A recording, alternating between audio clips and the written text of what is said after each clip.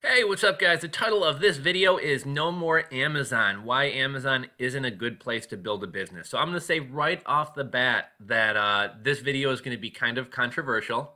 Um, Let me also say that this isn't a trash Amazon business or a video. This isn't a, hey, go pull all your listings off of Amazon and don't sell there anymore video. That's not what it is. What I wanted to kind of make you guys aware of is Amazon isn't your friend. Amazon cares about Amazon, not you. And basically, don't violate control. You don't want your entire business to be built on Amazon. Amazon should not be your number one sales channel. Amazon shouldn't be the end goal. Amazon is a tool. Amazon is a way to reach more customers. Amazon is a great place to build up reviews because a lot of people go to Amazon to check reviews. But ultimately, at the end of the day, Amazon can knock your product off there. Amazon can kill you in search ranking. Amazon can continue to raise fees to the point where selling on there is no longer profitable. And if all you have going for you is Amazon and Amazon does some change that affects your business is done. So this really isn't anything dramatic. This is stuff I've been saying all along, and one thing I notice with a lot of the comments I get on my videos and even a lot of the emails and private messages I get from you guys, it seems like a lot of people like Amazon is your end goal, and Amazon should not be your end goal. There was a time when you could have a thriving business just on Amazon. There was a time a few years ago when you could go buy crap products off Alibaba like oil diffusers for, 30 cents a piece and turn around and sell them on Amazon for $19.95 a piece and make a killing and have a thriving business. Those days are gone. So basically what I'm saying is your strategy with Amazon needs to change. So again, I'm not saying go pull your listings off. I'm not saying don't sell on Amazon. I'm just saying Amazon should not be your number one sales channel, and Amazon should not be a major focus of your business, and it ultimately definitely shouldn't be the end goal of your business. So here's an analogy. If you run a restaurant, it may be worthwhile selling ice cream at a summer festival. It wouldn't, however, make sense to open a restaurant just to serve ice cream at summer festivals. It's a limited market, you don't control the venue, etc. So let me expound a little bit on this example. So a good buddy of mine used to be the general manager of a restaurant. Now it was kind of like a fast food, but like a higher end fast food kind of restaurant. And something that he did, he was really good at his job, really kind of improved the restaurant and made him a lot more money. And one thing he did a lot of outside catering events, and he would also like, how your city may have like a movies at the park night or music at the park or, stuff like that. He would go and serve ice cream at these, music at the park or movie at the park type events. He would also serve ice cream at like, high school sporting events and different types of kind of special events held around the city. Now, he already had a restaurant, right? So the restaurant was already making money. The restaurant is the main focus of the business. But if he can go out to a summer festival and sell some ice cream for the night or whatever and make a couple $100 or even possibly a couple $1,000, it's a great addition to his business, right? It's money he wouldn't have otherwise made. Now, if that summer festival decides to start hiring a different company to come out and serve ice cream, oh well, he loses out on some money that he maybe otherwise would have made. But they're still running a restaurant. They still have other events. It's really not going to affect them that much. But think about, and this is basically how I say to treat Amazon. Have your own thriving e-commerce store, or even have a brick and mortar retail shop. Sell on Amazon, have listings on Amazon. If you have a private label, build up reviews for your private label on Amazon. It's a great way to get new buyers familiar with you. It's a great way to reach a large market, but it's not a thing that you want to do on your own. So in my view, or in this analogy, to me, selling on Amazon and having Amazon be the major focus of your business or the number one sales channel is like setting up a restaurant that doesn't serve people in the restaurant, setting up a restaurant that only goes out to summer festivals and things like that and sells ice cream at special events. Well, why is that stupid? Well, A, there's only going to be so many special events. B, you can't control when there's special events. Maybe next year the city decides we're not going to do summers in the park anymore, and now you're not going to be able to serve ice cream or serve food there. Also, in this analogy, maybe whoever runs this festival decides to hire a different restaurant to come in and serve food or serve ice cream there.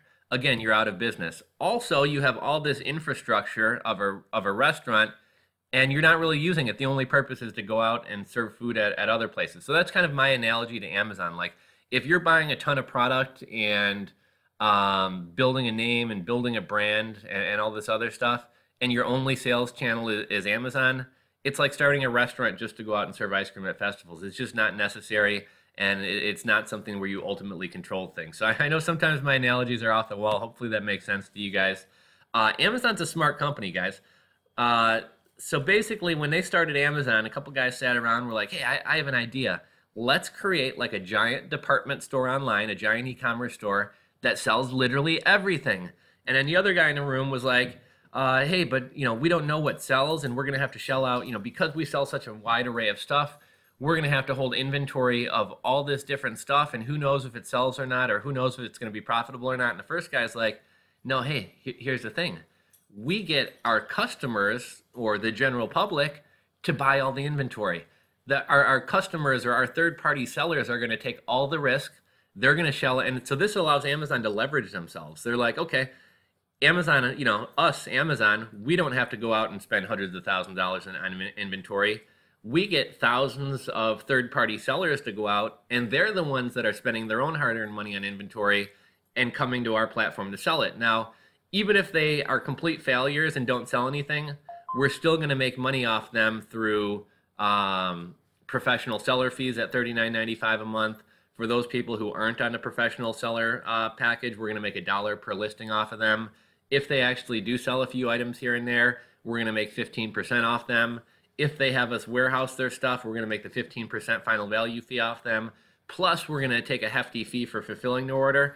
So it's pretty smart on Amazon's part, right? Amazon takes like no risk. We're the ones shelling out all the inventory, shelling out all the money for inventory. We're the ones running around Walmart doing retail arbitrage, and Amazon's the one raking in all the money, right? Now, again, I'm not knocking them. Amazon is very smart, and I know a lot of people are like, oh, Amazon's so mean, da-da-da. Again, guys, like I'll be the first one to say, Amazon owns their platform. They built their platform. They put all the money into research and development. They put all the money into perfecting the shipping method. They put a lot of money into, actually, I was going to say they put a lot of money into advertising, which they do. But going back to my point about Amazon getting the sellers to do everything for them, Amazon runs their own PPC program. So you and I are actually paying for Amazon's advertising to help them make money selling products. Now, granted, we sell the products as well and we make some money. But essentially, Amazon has all of us buying the inventory, all of us taking the risks, all of us paying for their advertising, and the only one that's guaranteed to make money is Amazon themselves. One other thing I want to mention, I see a lot of people like knocking Amazon and eBay and a lot of these companies like, oh, they shouldn't be allowed to do like I said, I'll be the first one to say Amazon built the platform, they own it, it's their marketplace, it's their business, they can do whatever they want. If you don't like it, get off there. And I say the same thing to myself, and I hold myself to the same standard. I'm not really going to complain, because if I don't like it, I don't need to sell on there. But realize that, like, I see some people like, well, we should all just boycott Amazon and then they'll have to treat us better. But guess what? If you leave, if I leave, somebody else is going to step in and fill the void. Hypothetically, if Amazon raised selling fees to 25%, I know a lot of people would be mad. I know it would hurt a lot of people's bottom lines.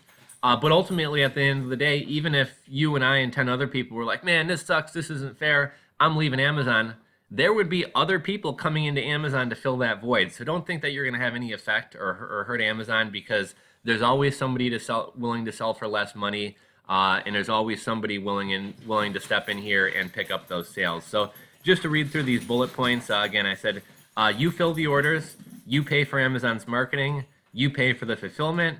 Amazon then uses the sales data that they create off of you to compete with you. So getting back to the whole when Amazon started, like, hey, let's have third-party sellers buy all the inventory and take all the risk. And Amazon does sell some products themselves, but you know what their strategy was?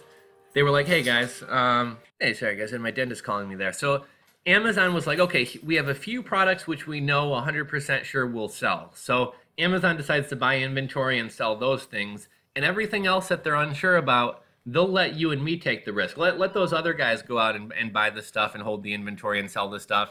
And then what happens is, because Amazon has access to all of our sales data and all of the sales data on Amazon, Amazon says, oh, you know, I noticed we weren't going to sell watermelon slicers because we didn't know if they would sell very well. But look at, you know, Jim's watermelon slicers account. This guy sold $25,000 worth of watermelon slicers last month. That looks like it could be a very profitable item. So Amazon goes out and sources watermelon slicers on their own. They then Sorry, guys, I keep getting interrupted by calls from my dentist and my dogs. But basically, when Amazon realizes that one of us is having success selling a product, what do? They go out, source that product on their own, and directly compete with us. This is the same when people create private labels. There's a lot of examples of this, but one example that sticks in my head. One company for like years had a thriving business selling laptop stands, or basically it's like a folded piece of aluminum that you can sit your laptop on so it like rests higher on a table or on your desk. This company was very successful. They had their own private label of them. Amazon realized they were having success. Amazon went out and recreated or basically copied the product. They did change it enough to where technically or legally they did not violate this guy's copyright. However, in the grand scheme of things, they essentially saw, oh wow, this company's selling a lot of laptop stands on our site. Oh wow, we can go out and get this product made on our own for very cheap. We can undercut this guy by half the price. So this company was selling their laptop stands for $40 or $50. Amazon went, basically copied his design, changed it just enough not to infringe on the patent, and then started selling it on Amazon for $19.95. Now, I can't really definitively say that this happens, but ultimately, who controls the Amazon search algorithm? Amazon does, right? So if this third-party company who has a laptop stand is selling their laptop stand, and Amazon comes in with the same product, who do you think Amazon is going to show higher in search rankings? Is Amazon going to show somebody else's product, or is Amazon going to show their own product? I have a feeling Amazon's going to show their own product. So Amazon controls the search algorithm, so you and I can never beat Amazon. Amazon has also discontinued allowing us to do incentivized reviews. However, Amazon is still going to allow incentivized reviews through the Vine program. So essentially what they're saying is, you guys can't do incentivized reviews, but we can. So Amazon still can. Amazon uses a small guy to grow and then cuts them out for the bigger Chinese sellers or for themselves. Amazon steals private label products, sells them and undercuts the original sellers, and then beats them in the search engine. At the end of the day, guys, Amazon cares about Amazon. Amazon does not care about you. And that's why you need to use Amazon as a tool and don't rely on Amazon. Okay, now let's move on to the slide titled "It's Not Solid." So we've seen a lot of big policy changes lately. We've seen the brand gating, where basically if you want to sell Nike, if you want to sell Reebok, if you want to sell Hasbro toys, if you want to sell Under Armour, you have to pay Amazon $1,500 per brand to sell those items. Not only that, but there's other requirements. Like I believe you have to carry 5 different SKUs. You have to be able to show invoices going back 90 days, showing that you're either buying directly from the manufacturer, or i.e. Nike or Reebok, or from like a licensed/authorized third-party distributor or something like that. So if you're somebody doing retail arbitrage, even if you were willing to pay that $1,000 or $1,500 brand gating fee, you're still not going to be able to sell those products on Amazon because you don't have supplier invoices. You're just randomly buying things from, Foot Locker or Walmart or whatever. We also saw the change with no longer allowing incentivized reviews to be done. Now, keep in mind, this was something that was perfectly legal and perfectly allowed in the past. And then overnight, Amazon changed the policy and then essentially wants to treat people who were playing by the rules and doing this thing in the past, essentially like treat them like criminals. Amazon has gone and pulled down a lot of the old reviews. So a lot of these people gave away free products, paid money out of their own pocket for shipping and Amazon FBA fees to give away these free products and grow reviews, only to have like years later, Amazon come back and pull down all these reviews. So, it's not as if, oh, and then also one of the big things I can't believe I even neglected this. One of the huge things is for a long time now, we've been hearing about how Amazon's warehouses are full. A lot of us aren't able to send our products into Amazon. Maybe when we used to ship 500 units into Amazon at a time, now they'll only let us ship 50 units into Amazon at a time. As of October 10th, 2016, Amazon is no longer allowing new FBA sellers to send stuff into the Amazon's warehouse. And because these policies happen so quickly overnight, what if you had a $10,000 order of stuff coming from overseas and we know stuff takes a while to get here, 3 weeks, a month, 6 weeks, whatever. In the time that your stuff is in transit, all of a sudden Amazon does a policy change, and now you're sitting on $10,000 or $15,000 worth of inventory that either Amazon won't let you sell, or that you're not able to market the way that you thought you would. Things like that are going to happen. So I'm not necessarily complaining about one particular policy, but it's just the constant changing policy. There's no certainty. And at the end of the day, it's Amazon's platform. So you and I have no say in the changes that they make. And if these changes hurt your business, well, tough luck for you. One more thing about the Amazon warehouses being full. A lot of people speculate this is for one of two reasons. Either A, Amazon is starting to create a lot of their own private label products or sell a lot of their own stuff. So they don't need the small guy anymore. They don't need the third-party sellers like you and me. Their warehouse space is more valuable either to Amazon themselves, or Amazon's allowing a lot of these Chinese manufacturers to sell direct. So whereas in the past, you and me might order stuff from a Chinese manufacturer, mark it up in price and resell it on Amazon, now Amazon is letting these sellers sell direct themselves. They're sending their stuff directly into Amazon's warehouses. And are essentially cutting out the third-party sellers. So I have another quick analogy for you. So let's say some new bar or some new club opens up near your house, right?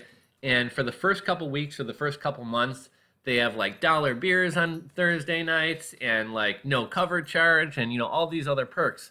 Well, over a couple months, this bar becomes a popular place to go, and they have good crowds, right? Well, now that bar doesn't really need to give away dollar drinks anymore. They can charge a cover charge because people are willing to get in there. And now the bar starts charging a $20 cover charge to get in. They no longer have $1 beers on Thursdays. They start raising the price of the drinks. And that's essentially what happens with everything. When platforms start out, when companies start out and they're new, they have to treat people well to try to bring people in. However, once they're established, they don't need to do that anymore. So another example was like ReviewKick used to be a completely free site for both buyers and sellers.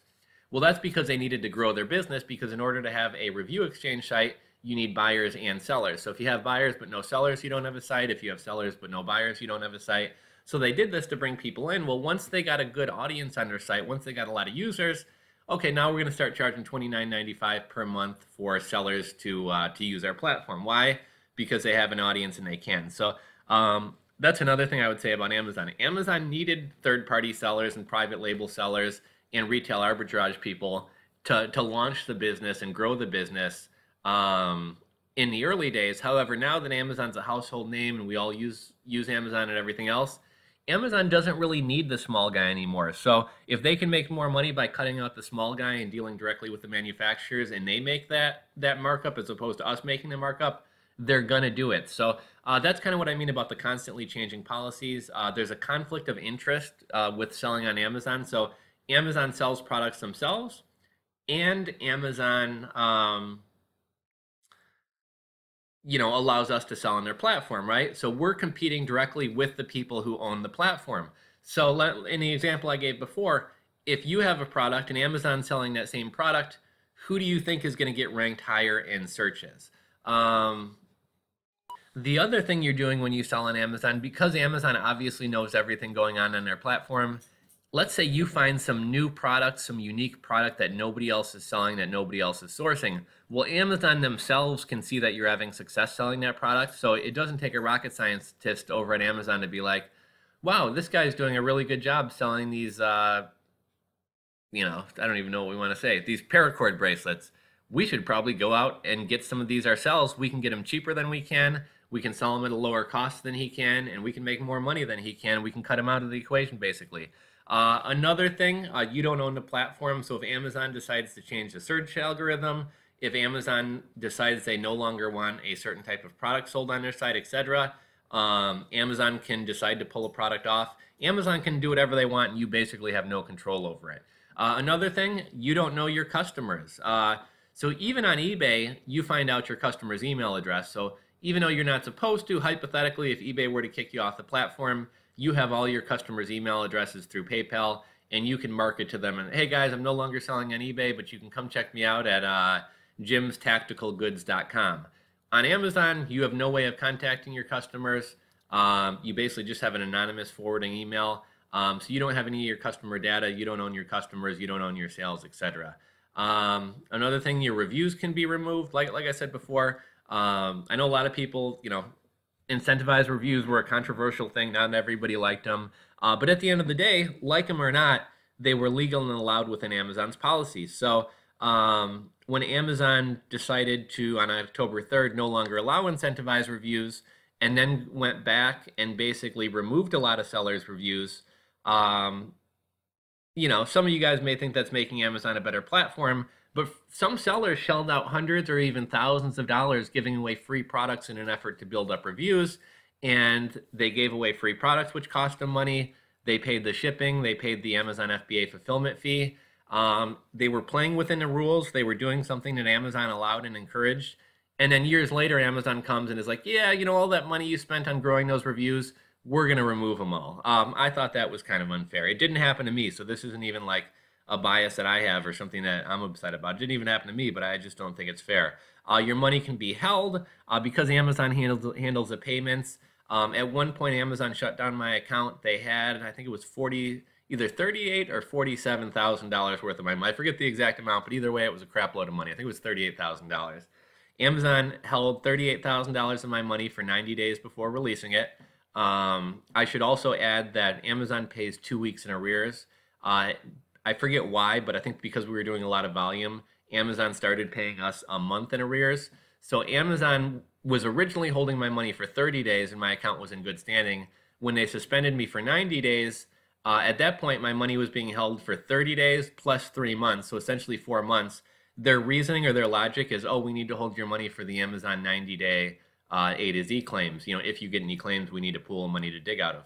Well, first off, do you really think that 100% of my items are going to have A to Z claims on them when I've been a stellar seller? Probably not. Second of all, if that truly was the reason they were holding my money, they should have given it back after 90 days, not made me wait 4 months to get it back. And eventually, at the end of the day, I had to wind up pestering like the CEO's office and Jeff Bezos himself. And to Amazon's credit, once I did that, they did release my money and they actually let me sell again on there. But it was a big headache. And that's the types of things that happen on third-party platforms. Let's see, your product can be removed. Okay, so yeah, if Amazon decides we no longer want such and such item being sold, they can yank you off there. The warehouses are filled with manufacturer goods. The Chinese sellers who you and I used to buy from are now selling direct on Amazon. Amazon will cut you out to promote themselves. And I've heard anecdotal data that if you outsell Amazon in a category that they sell in, mysteriously all of a sudden you are not allowed to sell in that category anymore. Now, lastly, how to use Amazon. Now, again, guys, I'm not saying like, oh, all of you should discontinue using Amazon today. All of you should pull off your Amazon listings. No, I'm not saying that. Like I said in the first example of selling ice cream at the festival, selling ice cream at a city's movie night or something like that is a great way to add some money into your business. However, it wouldn't be a sustainable business to start on its own. So use Amazon the same way. Amazon shouldn't be your business. Your entire business shouldn't be Amazon.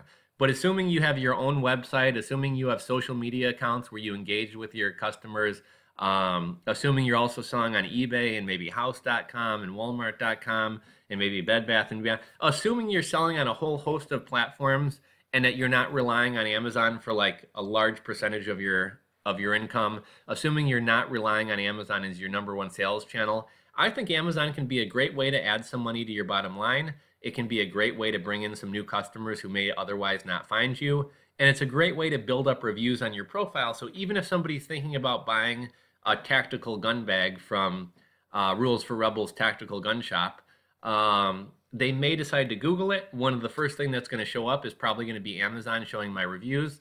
And if I have good reviews on Amazon, there's a good chance that person's going to come back to my website and buy it from me as opposed to on Amazon. Don't violate control. I've talked about this before. You never want to allow too much control to leave your hands. So if your entire business is built on Amazon, Amazon has all the control, not you. Amazon is a tool. It's not your business. Amazon is a sales platform. It shouldn't be your business. The days of selling random products on Amazon is over. Now, I say that I'm sort of being over the top here. Like, I do have a few random little products that probably make me 8 times my money back and still sell a fair bit on Amazon. So, I mean, I do have some random products that sell on Amazon and make me some money. But in the grand scheme of things, in my opinion, Amazon should be part of a larger business. So I'll give you guys an example. Let's say I decide I want to sell bed sheets, right? Maybe I'm going to just call nursing homes and try to sell my bed sheets to nursing homes. Maybe I'm going to call small, non-chain, non-franchise hotels, like small independent hotels, and try to sell them my bed sheets. Maybe I'm going to call boutique hotels and try to sell them my bed sheets. Maybe I also set up a Shopify store there. And then it would also be smart to sell on eBay and Amazon. But as you can see with that example, I have this bed sheet company where I actually go out and sell to industries. I'm selling on Walmart.com, I'm selling on Macy's.com, I'm selling on all these different platforms. And Amazon just happens to be one of the many places I sell. It's not as if I go out and start buying bed sheets with the sole intention of selling them on Amazon. So that's what I mean by Amazon should be a platform, not your business. And that's what I mean by, don't just, well, you can make money selling paracord bracelets and little parachute guys and stuff. Like, to really have a long-term and sustainable business, you want to have some business that's not on Amazon. Find a niche, create a brand, and sell in as many places as possible. Your own domain is your business, not Amazon. So again, if I have this bedsheet company, if Amazon decides to pull my bed sheets off there, if Amazon rolls out their own bed sheet and decides to totally like kill me on the search engine so that they can sell all the bed sheets, well, it sucks losing a sales channel. I'm still selling on eBay. I'm still selling on Macy's. I'm still selling on Walmart. People can still come to my Shopify store and buy from me. So it's not as if my business is tanked because Amazon does something that hurts me. And lastly, like I said, Amazon should be an element of a larger business. So I realize that this video is going to be kind of controversial. I'm not saying don't use Amazon. I'm just saying use Amazon in the right way. Use Amazon. Don't let Amazon use you. Amazon should be a tool. It shouldn't be your entire business. So that's basically the focus of this video here. Let me know your guys' thoughts. What do you think about the future of selling on Amazon? What do you think about we've had a couple recent major policy changes on Amazon. We've had no more incentivized reviews. We've had brand gating, and we've had, what's the other one? Oh, and we've had Amazon no longer allowing new FBA sellers to send anything until the end of the year. And I forgot one other change that recently happened on my last Amazon FBA shipment. They actually charged me $15 to send in, I think it was 50 or 100 units. Now that's $15 in addition to the 15% that they're going to take per sale, and that's in addition to the additional $3 or $4 they're going to charge me for an FBA fulfillment fee. So the fees are stacking up, the fees are being raised, the policies are changing. I see things kind of going downhill for people who are too reliant on Amazon. But I'm curious to hear your guys' thoughts on this whole issue. So leave a comment in the comment section below. Let me know how you feel about the changes. Do you feel like Amazon's become unstable lately? There's too many large changes happening. I'm not even complaining about, this isn't even about like, oh, I'm mad that they don't allow incentivized reviews, or, oh, I'm mad that I'm a new seller. I'm not even a new, the new seller thing doesn't even affect me. But, oh, I'm mad that I just ordered a bunch of inventory and now overnight Amazon decides I'm not allowed to send it into Amazon. There's a lot of people who ordered a crap load of toys to sell this holiday season. And if they're new sellers, not only are they not allowed to sell in the toy category, but they're also not allowed to send their stuff into FBA to allow Amazon to fulfill their stuff in the toy category. So some people are potentially sitting on all this junk inventory, basically, that they're not going to be able to sell. So it's not one policy change that's affecting people. It's the constant uncertainty with what is Amazon going to do next. It's not one thing. It's everything together. So yeah, this has kind of turned into a rant. I've turned this into like a half-hour video, so I'm going to cut it off. But let's get some chatter going in the comment section below, guys. I'm really kind of curious to hear your guys' thoughts. What does the future of Amazon hold? How is your Amazon business doing? What are your plans to not be too reliant on Amazon, etc.? So drop some comments in the comment section below, guys. Give this video a thumbs up if you enjoyed it. Subscribe if you're not subscribed, and looking forward to chatting with you guys in the comment section about all this stuff. Stay tuned. I got a lot of great videos coming out this week, and I will talk to you guys soon.